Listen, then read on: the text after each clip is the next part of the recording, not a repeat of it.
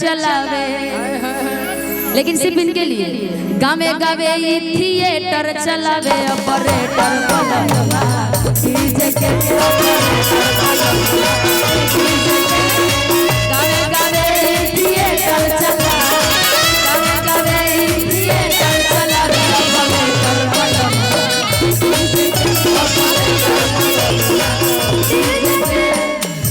लेकिन जो डीजे वाले होते हैं कि अपन में हर के न छूछे न पूछे,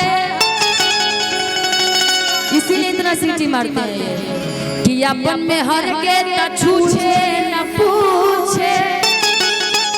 कई कयासिक हनए चीजे के, और हम कलाकारों के लिए सबसे बड़ा हेडेक का काम, जिस मंच पे जाइए जब एक वर्ड बोलिए साउंड करते सिंग सिंग सिंग, यही हाल होता है हर मंच पे।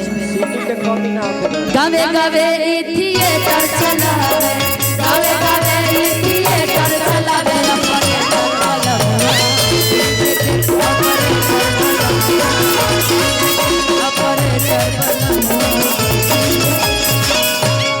अब बना देना भाई, नहीं तो फिर सुनाना पड़ेगा, ध्यान रखना। लेकिन आइए एक दो गाने आप सबके बीच में।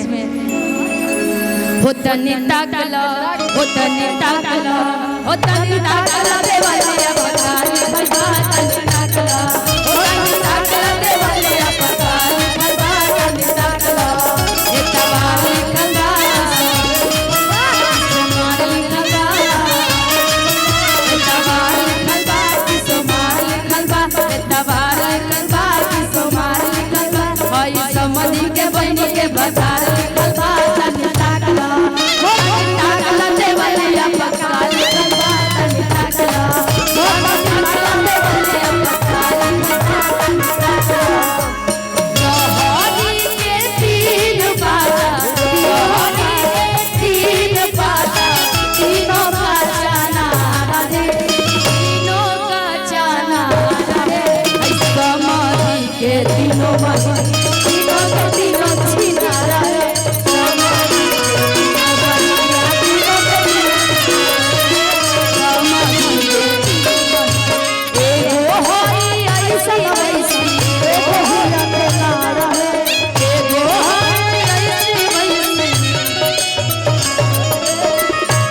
एगो होई ऐसी वैसी आ एगो उड़न बाज रे, कि एगो होई ऐसी वैसी आ एगो उड़न बाज रे, आ एगो हमरा भैया संग सूते पतैया रहो।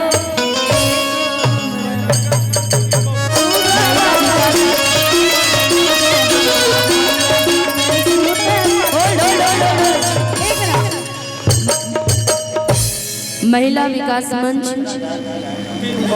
टीम बक्सर चंदन जिनके तरफ से हम को सम्मानित किया जा रहा है। आप सभी महिला टीम को मेरे तरफ से प्रणाम है कि एक बार महिला जागरूकता के लिए एक बार ताली बजा दीजिए। वाह वाह क्या बात है। और कहते हैं कि बिहार हो चाहे यूपी हो चाहे झारखंड हो, बड़ा प्यार आप सभी से मिलता है। और ऐसे टीम मजबूत बना के रखिए और कभी भी हारना नहीं है हम वोमेन्स को, है ना, बिल्कुल नहीं हारना है। और जब भी जरूरत आपसे ऐसे लोग रहेंगे साथ में तो मत करते। बिल्कुल बिल्कुल आप हमारे साथ रहिए, हम आपके साथ रहेंगे, कभी नहीं हारेंगे। कि एगो होई ऐसी वैसी, कि एगो उड़न बाज है, कि एगो उड़न बाज है, कि एगो हमरा भैया संगे डगर, एगो हमरा भैया संगे धागे पतैया रहो, एगो हमरा भैया संगे धागे पतैया रहो, एगो हमरा भैया संगे।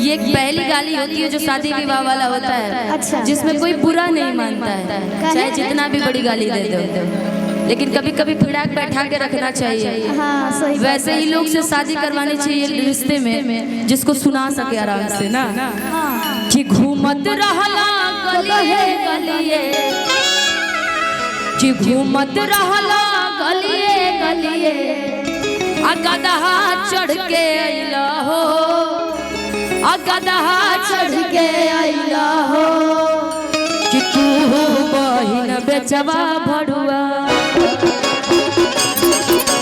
तू बहिन बेचवा सब नावा सैया हो, तू बहिन बेचवा सब नावा सैया हो, तू बहिन बेचवा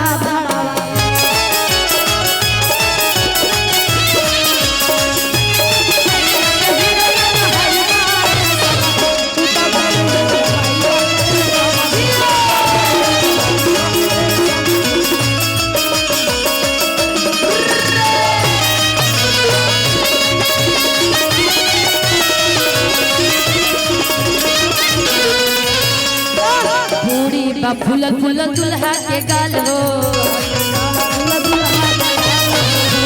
फूलल फूलल दुल्हा के गाल हो, बिगड़ल बाटे है समधी के चाल हो, बिगड़ल बाटे है समधी के चाल हो, तोहरा से कहीं आज साली हो, दिहा की चुनी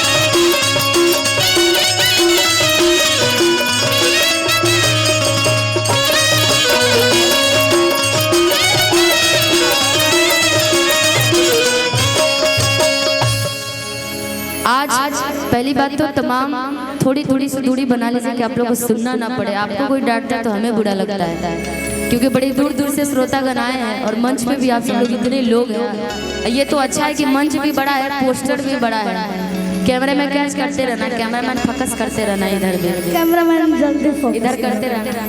लेकिन आइए आप सबके बीच में आज शादी समारोह में उपस्थित है तो एक दो विदाई गाने भी आप सबके बीच में होनी चाहिए, क्योंकि जिस उपलक्ष्य पे आए, लेकिन एक उससे पहले